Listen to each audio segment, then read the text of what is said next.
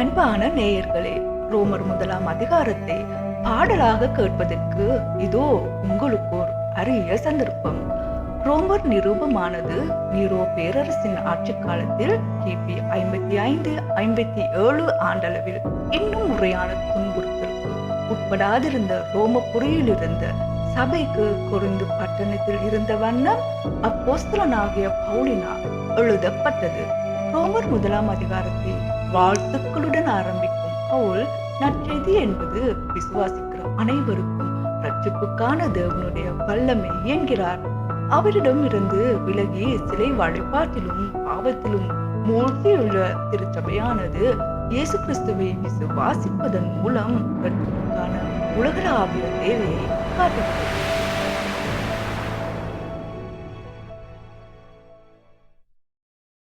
இயேசு கிறிஸ்துவின் ஊழியக்காரனும்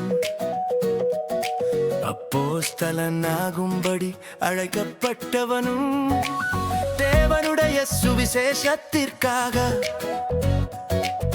பிரித்தெடுக்கப்பட்டவனுமாகிய பவுல், ரோமாபுரியிலுள்ள தேவ பிரியரும் பரிசுத்தவான்களாகும்படி அழைக்கப்பட்டவர்களுமாகிய அனைவருக்கும் எழுதுகிறதாவது, நம்முடைய பிதாவாகிய தேவனாலும் கர்த்தராகிய இயேசு கிறிஸ்துவினாலும் உங்களுக்கு கிருபையும் சமாதானமும் உண்டாவதாக. இயேசு கிறிஸ்துவை குறித்து தேவன் தம்முடைய தீர்க்கதரிசிகள் மூலமாய் பரிசுத்த வேதாகமங்களில் முன்னே தம்முடைய சுவிசேஷத்தை பற்றி வாக்குத்தத்தம் பண்ணினபடி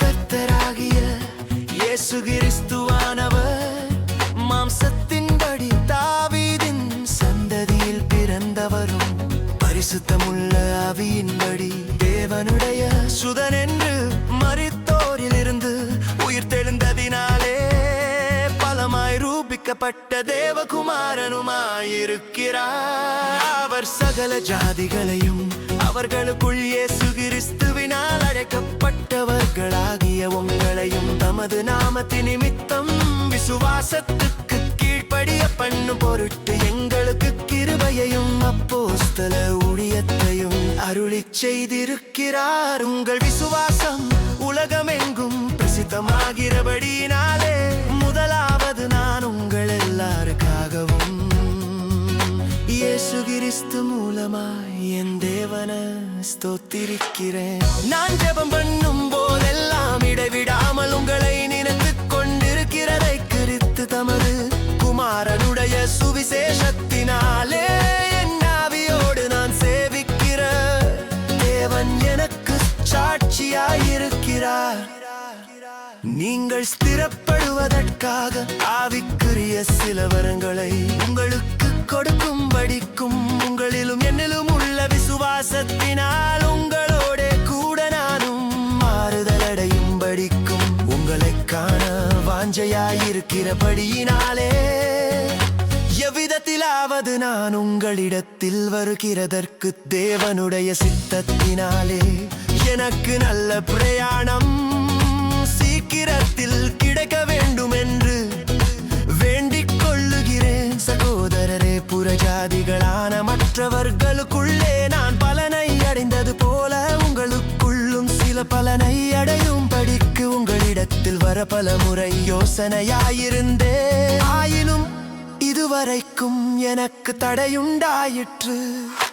கிரேக்கருக்கும் மற்ற அந்நியர்களுக்கும் ஞானிகளுக்கும் மூடருக்கும் நான் கடனாளியாயிருக்கிறேன்.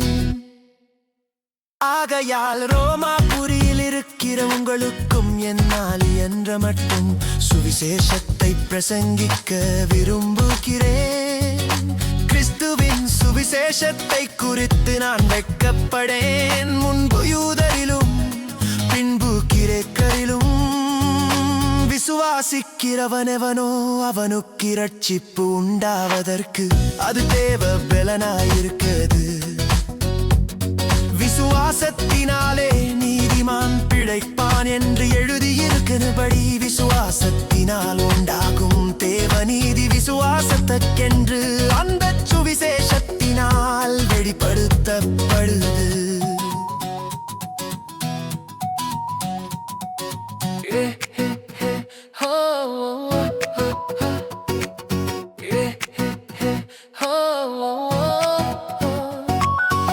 விசுவாசத்தினாலே நீதிமான் பிழைப்பான் என்று எழுதியிருக்கிறபடி விசுவாசத்தினால் உண்டாகும் தேவநீதி விசுவாசத்திற்கென்று அந்த சுவிசேஷத்தினால் வெளிப்படுத்தப்படுகிறது. சத்தியத்தை அநியாயத்தினாலே அடக்கி வைக்கிற மனுஷருடைய எல்லாவித ஆபத்துக்கும் அநியாயத்துக்கும் விரோதமாய் தேவ கோபம் வானத்தில் இருந்து வெளிப்படுத்தப்பட்டிருக்கிறது. தேவனை குறித்து அறியப்படுவது அவர்களுக்குள்ளே வெளிப்பட்டிருக்கிறது. தேவனே அதை அவர்களுக்கு வெளிப்படுத்தி இருக்கிறார். எப்படி என்றால் காணப்படாதவைகளாகிய அவருடைய நித்திய வல்லமை தேவத்துவம் என்பவைகள் உண்டாக்கப்பட்டிருக்கிறவைகளினாலே உலகம் உண்டானது முதற்கொண்டு தெளிவாய் காணப்படும். ஆதலால் அவர்கள் போக்கு சொல்ல இடமில்லை. அவர்கள் தேவனை அறிந்தும் அவரை தேவன் என்று மகிமைப்படுத்தாமலும் ஸ்தோத்திரியாமலும் இருந்து தங்கள் சிந்தனைகளினாலே வீணரானார்கள்.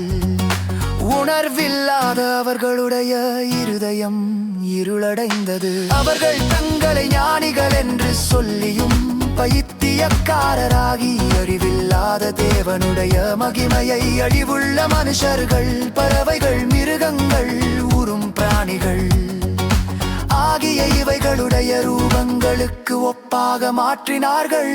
இது நிமித்தம் அவர்கள் தங்கள் இருதயத்தில் உள்ள இச்சைகளினாலே ஒருவரோடொருவர் தங்கள் சரீரங்களை அவமானப்படுத்தத்தக்கதாக தேவன் அவர்களை அசுத்தத்திற்கு ஒப்பு கொடுத்தார். தேவனுடைய சத்தியத்தை அவர்கள் பொய்யாக மாற்றி சிருஷ்டியை தொழுது சேவியாமல் சிருஷ்டியை தொழுது சேவித்தார்கள். அவரே என்றென்றைக்கும் ஸ்தோத்திரிக்கப்பட்டவர். ஆமென்.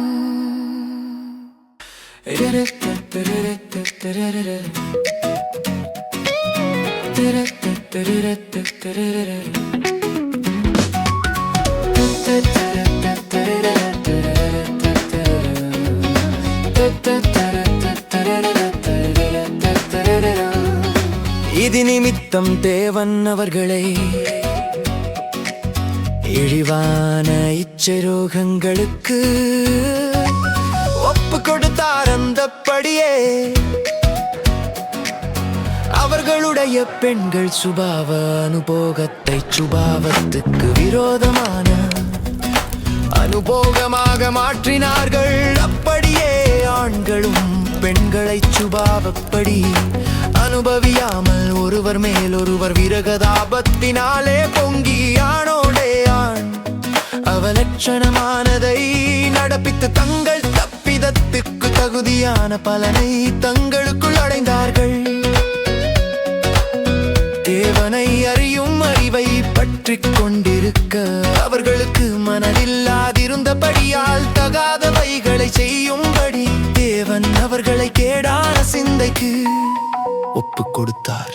அவர்கள் சகவித நியாயத்தினாலும் வேசித்தனத்தினாலும் துரோகத்தினாலும் பொருளாசையினாலும் குரோதத்தினாலும் நிறையப்பட்டு